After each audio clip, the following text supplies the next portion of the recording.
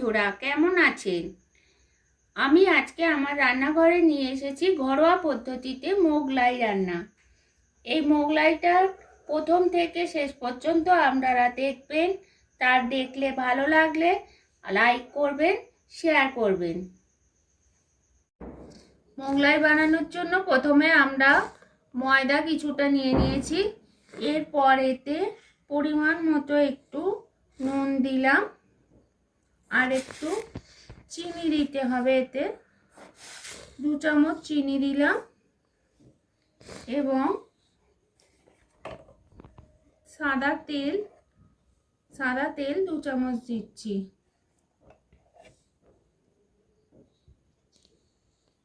এবারে ময়দাটাকে এই তেল, নুন আর চিনির সাথে ভালো করে মাখিয়ে নেব। এই তেলটা যাতে ময়দার সাথে পুরো ভালোভাবে মাখানো হয়ে যায় সেটা দেখতে হবে। তারপর এটা হালকা গরম জল দিয়ে মাখাতে হবে। তেলটা ভালোভাবে মিশেছে, এ দেখুন কিরকম ডালা ডালা মতো হয়ে আছে। এরপর জলটা অল্প করে দিয়ে দিয়ে দেখব।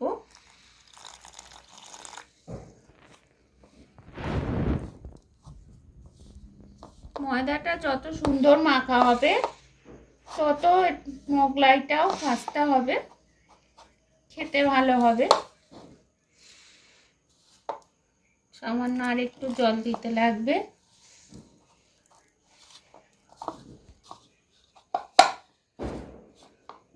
বলবো ময়দাটাকে ভালো করে ঠেসতে হবে। যত ঠেসা হবে তত ময়দাটা ভালো সফট হবে, তাতে মোগলাইটাও ভালো হবে।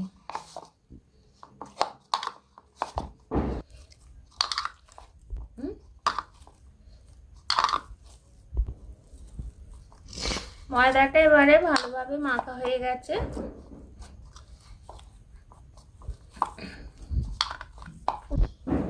ভালোভাবে এটা মাখা হয়ে গেছে। এবারে এটা আমি হাতে একটু সামান্য তেল নেব। তেলটা মাখিয়ে নিয়ে এটা ডোটা বানাবো। মোগলাইয়ের ডোগুলো একটু বড় বড় হয়, ছোট লুচির মতো করলে মোগলাইটা ঠিকঠাক হয় না। এরকম বড় বড় করতে হয়।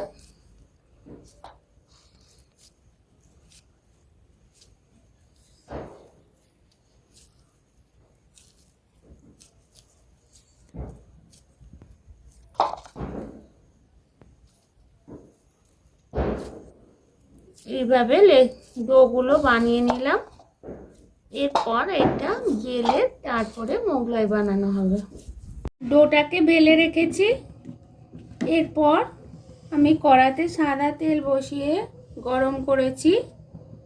একটু লো ফ্লেমে দেব, কারণ খুব জোরে দিলে এটা চট করে তেতে যাবে, তাতে এটা ঠিকঠাক হবে না। একটু লো ফ্লেমে রেখেই ভাজতে হবে।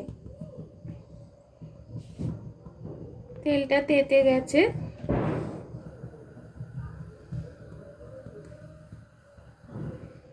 এবারে আমি এটা এর মধ্যে প্রথমে দেব।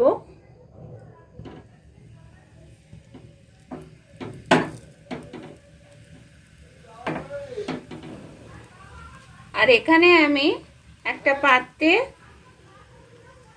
ডিম, তার মধ্যে পেঁয়াজ, লঙ্কা কুচি, আদা বাটা, জিরে গুঁড়ো সব দিয়ে মিক্সড করে রেখেছি। এটা আমি মোগলাইয়ের মধ্যে দিয়ে ভাজবো।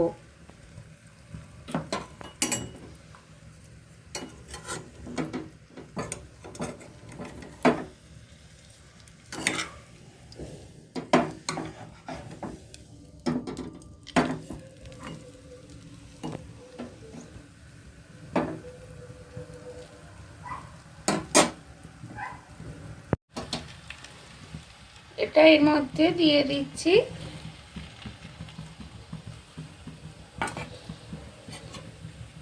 দিয়ে এটা ভালো করে চাড়িয়ে দিয়ে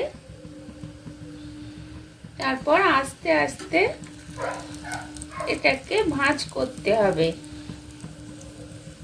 দুদিক দিয়ে ভাঁজ করতে হবে, দিলে এটা তবে মোগলাইয়ের মতো ভাঁজটা হবে। দুদিক দিয়ে এরকম ভাবে ভাঁজ করে নিয়ে এটাকে আমরা ভাজা করব ভালোভাবে।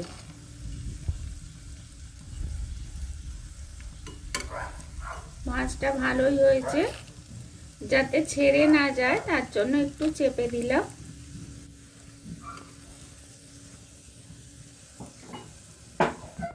ভিতর পর্যন্ত ভালোভাবে ভাজার জন্য এটা অনেকটাই তেল দিয়ে ভাজতে হয়, আর ভালোভাবে এদিক ওদিক করে ভিতর পর্যন্ত ভেজে নিতে হয়।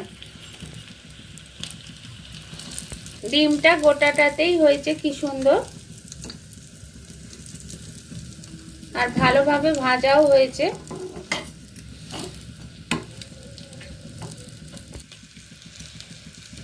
মোগলাই ভাজা এবারে কমপ্লিট হয়ে গেছে, বেশ লাল লাল ভাজাও হয়ে গেছে।